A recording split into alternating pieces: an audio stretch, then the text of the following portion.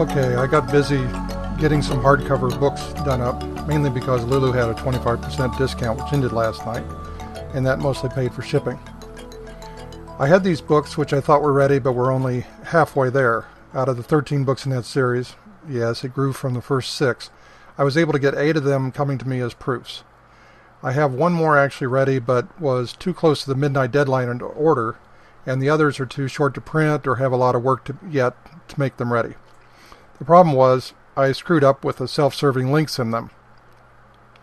I told you years ago, or was it last year sometime, that you need to start tracking your links from these books. It's true that Google is able to read these books and so can follow links. If you put a link shortener in there, you get no SEO. So my foul-up wasn't that bad. Okay, let's backtrack a bit. This is getting us both confused. The error you shouldn't make. I had these books ready, or so I thought. Instead of putting a single link back to the site, I thought to add a bibliography, quote-unquote, to each book, which would give the links to all the books in that series. This is instead of a single link I usually put in front and back. What I did then was to quickly set up landing page addresses for each book, set up the page on the site, copy the link, then turn the post back to draft. The step I omitted, which wasn't a big deal since the print versions don't have links anyway, is convert all those books into bit.ly shortened links. The 2 reasons for using bit.ly are, first, they're the only shortener left standing which actually tracks your links and can give you analytics on it, some analytics on it. The second reason is that they have become a form of social media in themselves. The whole point of this is to have trackable links from your ebooks to show you whether they are coming from your books or somewhere else. I don't know that Google Analytics can't track these, but the point is that you want to be able to, and bit.ly is the only way I know of right now to do so. Why the trade paperback isn't a bad start. It's true that they don't have links, but why paying for the expense of getting these books printed instead of the easy route of ebooks? Well, for a start, Amazon won't reject them. Second, you're only paying a few bucks for each book and will have a nice copy for your effort, with the satisfying touch and feel of being able to dog-ear and use a real bookmark, etc.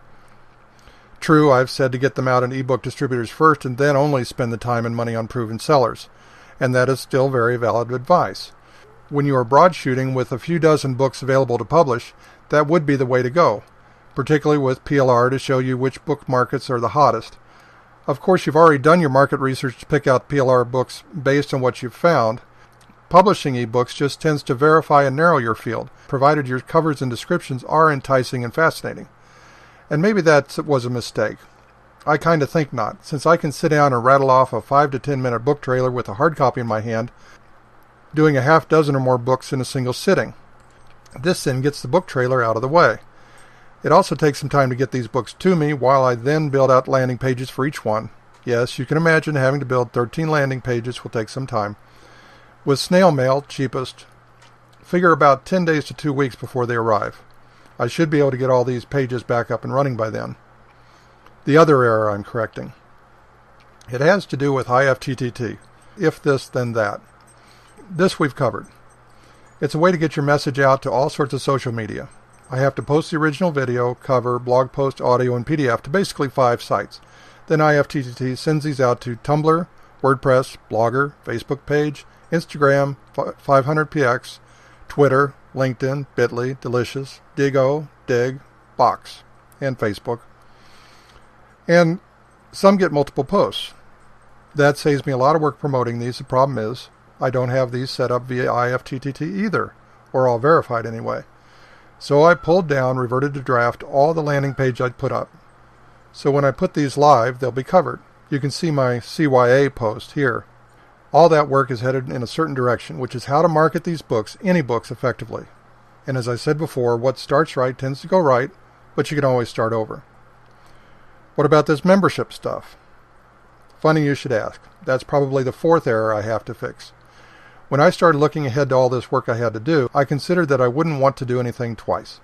And then why should I invest my Syn coins on a Blogger blog when I can spend them promoting the same post on my membership site, which I can then syndicate over to the Blogger site, which IFTTT then syndicates to WordPress and Tumblr, etc. for me. About the time I get all done, I'll need to change it again. Not funny. So my next step is to figure out if I can CNAME deep inside my membership, or simply redirect my Blogger blog over to a category inside my WordPress-based Rainmaker platform. The original Blogger site will still get set up as planned.